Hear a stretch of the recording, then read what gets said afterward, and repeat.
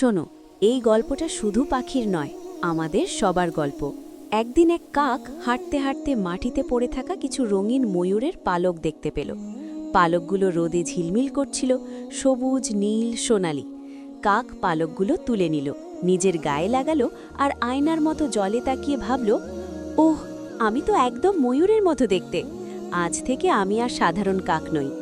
সে গিয়ে ঢুকল ময়ূরদের দলে, গর্ব করে হাঁটল, বুক ফুলিয়ে দাঁড়ালো।